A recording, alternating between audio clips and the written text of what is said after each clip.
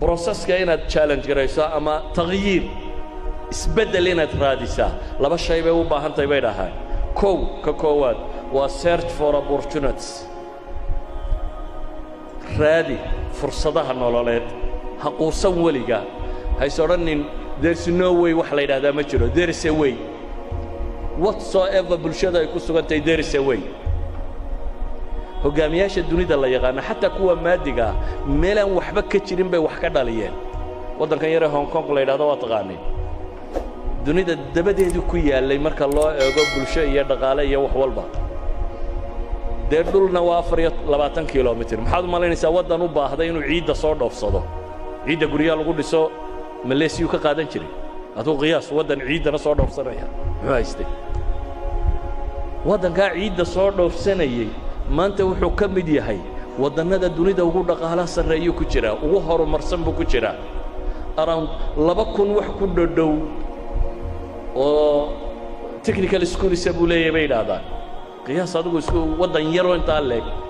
nin qaayida 20 sanadood hogaamiyay oo cid walba dhaafay ra'iisul wasaarihiisu waxaan filayaa shanta madaxweyne ama shanta nin ee dunida ugu mushahar badan ee madax wax maamusho ka mid yahay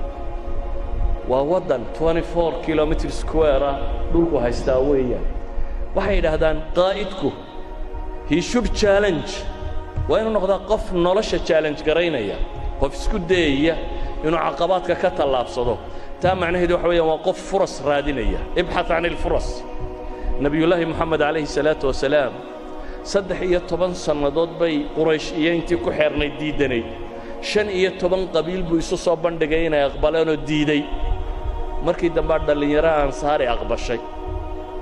that chance fursada qule uu helay ayuu dawladda islaamku sameeyay saxaabadiisii hijreeyay magaaladii u diray ducaad si hagaajisa dawladda dhan ee islaamiga dunida gadiday one chance uu helay isagoo 15 chances waayay fursad waayay hal chance uu helay buu ka faa'iiday idan qaa'idku bay yiraahdaan kow waa qof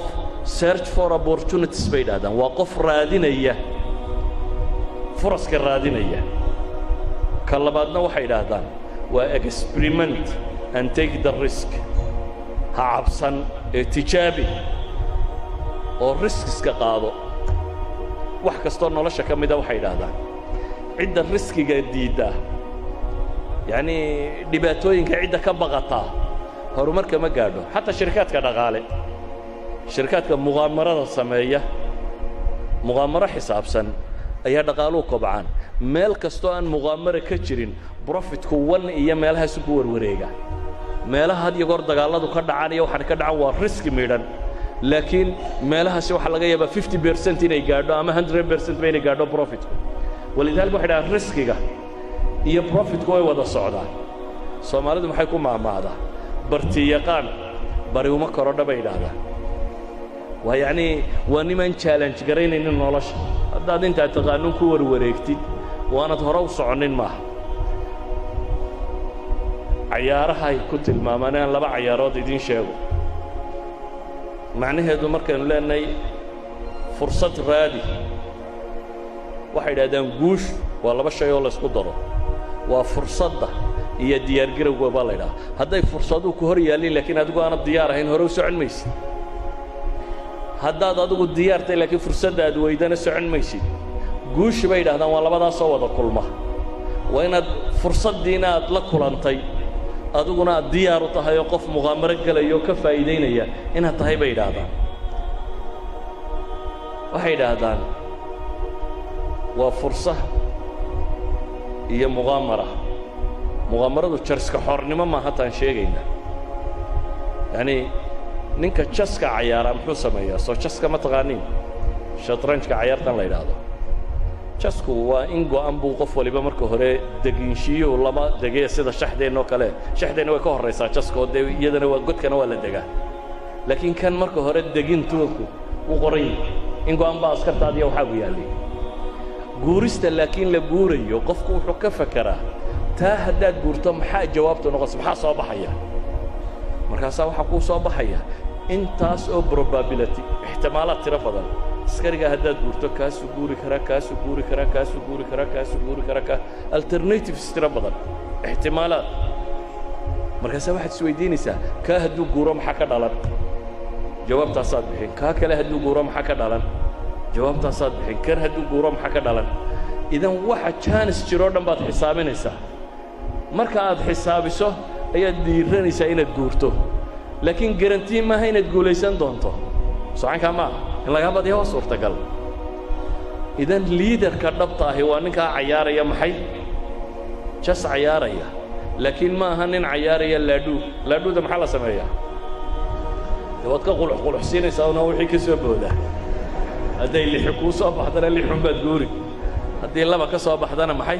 labaad guuri that means maskaxda maad isticmaalin waa ku daybaad waa muqaamir marka muqaamaro ma rabno ee waxaanu rabnaa qof garanaya furaska baadi doonaya laakiin fursaddu markuu helo aanay dhaafaynin tijaabinaya waxay yidhaahdaan qodobka afraad waxa weeyaan bay yidhahdeen enable others to act dadka kale u oggolow inay iyana shaqada qabtaan majaalka bannee madaxda iyo liidariska badh baa jecel magaca iyo maamuuska iyo in keligii jiriyow loo qaado markaad in cidiba ka ag muuqato ma jecla good leader maaha kaas liidarka dhabtii bay yidhaahdaan waa liidarka dadka soo saara waa ninka marka uu dhinto ama booska banneeyo ka tegey rag halkii intay qori isu dhiib weeyaan ilagu noloshiiyo qorigu intay qaadaan intuu la orday ka badan la carari kara john maxwell leveladiisii afartaha markuu tirinayey levelka koowaad wuxuu odhanaya waa position waa ninkii un kursiga iska fuulay ee dee dadkuna ku qasbana inuu raaco levelka labaad waxa uu ku tilmaamaya inuu yahay permission waa nin dadka nooc min cilaaqa la sameeyey oo dabeetana ay wax u oggolaadeen levelka saddexaad wuxuu ku tilmaamaa production waa qof midho dhaliyey oo dadku ay leeyihiin waa ninkii waxaa qabtoo midhahan lagu daba socdo dadkana taqdiiri levelka afraad bay yidhaahdaan ayuu ku tilmaamayaa waa nin dadkii la socday soo saaray oo waxay leeyihiin recruitingka doorashada marka horuu hagaajiyey oo si fiican buu wax u doortay positioningkana wuu hagaajiyey qofka iyo boosku dhigaya wuu hagaajiyey equipmentkana wuu hagaajiyey bay leeyihin wuxuu qofku u baahnaa inuu shaqada ku qabtana wuu siiyey dabeetana wuxuu oggolaaday wuu delegate gareeyey shaqadii wuxuu oggolaaday inuu qofu shaqeeyo haddaad qofkii ku habboonaa iyo meeshii ku habboonaa iyo wuxuu qaban lahaa wuxuu wax ku qaban lahaa aad qofka siiso dabeetana tidhaahdid go ahead soco waxay leeyihin waa martabada afraad ee qaa'idka waxay idhaahdaan martabadiisa shanaad isagoo ka dambaysa waxa weeyaan waa qof u taagan dee magacii helay raggu soo saaray helay waa martabada shanaad labadan ba isku dar waxay dhahaan nebi moxamed calayhi salaatu wasalaam qiyaadadiisii wuxuu soo saaray reer baadiye nimana buu ka wada dhigay qaada nebigu markuu geeriyooday waxaa ka dambeeyey calayhi salaatu wasalaam saxaabo halyeeya wada ah oo dunida dawakhiyey furtay dunidoo dhan fishankii nebi moxamed ee ahaa diintani waxay gaadhi doontaa guri kastoo dunida ku yaalla ama bicizi casiisin aw bidulli daliilin bay ku gaadhi doontaa fishankaasuu nebigu lahaa calayhi salaatu wasalaam wuxuu lahaa fishanaa dadkan inuu janno geeyo adduunkana inuu meel kasta diinta tan gaadhsiiyo saxaabadii ka dambaysay qaada bay noqdeen intay qaadeen aragtidaasi meel kasta geeyey yacni waxay noqdeen dad intuu tababaray uu equipid ka dhigay majaalkana uu u baneeyey qaada noqday marka saxaabo aan taariikhdii hore carbeed lagu aqoon ribciy ibnu caamir iyo mugiirata ibnu shucbiya ayaa yaqaan waa nimankii rustam ka wareeriyey dawladdii beershi iyo raggii hoggaaminayey raggii ka wareeriyey waa nimankaasi waa qaada idan waa level bay yidhaahdaan levelada ugu dambeeya ee qaa'idku uu gaadhay ka mid tahay oo waa maxay enable others to act ha noqonin qof anaaniyo leh wax walba aniga ee waxaad garataa dadkan ku garab socda inaad tababartidoo hore u sii daysid waxay isagu yidhaahdaa labada commitmane haddaad la timaaddo sidan ay dhacayso waa foster the collaboration iyo strength others buu yidhaahdaa kuwa kale xooji wax wada qabadkana biiri waxay yidhaahdaan mumaarasada saddexaad shanaad miyaaba tani waa tii nami tacaawuna qawi laakhariin mumaarasada ugu dambaysa ee shanaad waa encourage the heart bay yidhaahdaan shajic alqalb aw altaqdiir waxa weeyaan dadku markaad equip garaysa ay shaqada qabtaan ictiraaf wixii ay qabteen maamuusna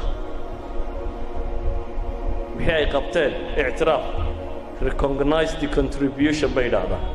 and celebrate the values and victories dadku markay shaqeeyaan shaqada ay qabtaan marka hore ictiraaf you done well shaqo fiican baad qabatay marka labaadna celebrate garee abaalmariyo ammaan waa abaalmarinta sii